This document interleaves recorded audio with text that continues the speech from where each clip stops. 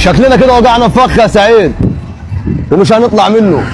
محدش يعرف يعمل معانا حاجه يا ديزل. الحاج صبري مش هيسيبنا في حالي. صبري على نفس مصلحه معانا، محدش يعرف يعمل حاجه. الشاي يا تنكي.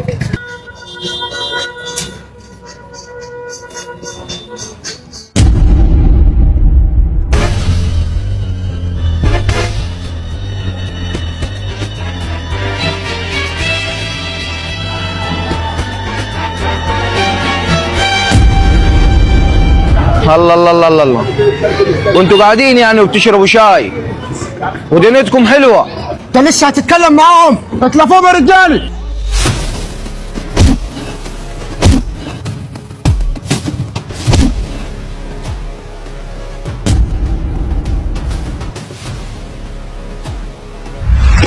مش كده يا ده سعيد. يا ديزل، انت فين يا ابني؟ كنت فاكرهم قتلوه. وربنا وانا كذلك.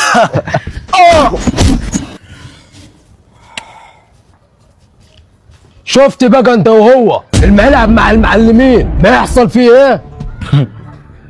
ما تستغربوش، الفلوس فين انت وهو يا واد؟ من اول يوم اشتغلتوا معاني وانا مش مستريح لكم واديكم وجعتوا. على راي المثل ما بيقعش الا الشاطر. الفلوس مش معانا يا بيه. يعني الفلوس مش معاكم؟ الشنطه اللي لقيتوها يا رجاله فيها ايه؟ يجينا فيها فلوس مزوره يا سيد المعلمين. فلوس مزوره؟ ده حلو قوي. الفلوس فين يا تواد؟ ولا خلي الرجاله تلحسكم تراب الاسفلت. البضاعه احنا بعناها وخدنا فلوسها يا كبير، والفلوس مش معانا، ان الفلوس طارت. وعلى مدخلك اركبوا. حلو قوي، انتوا اللي اخترتوا. علموهم الادب يا رجالي. واقف انت وهو. واقف يا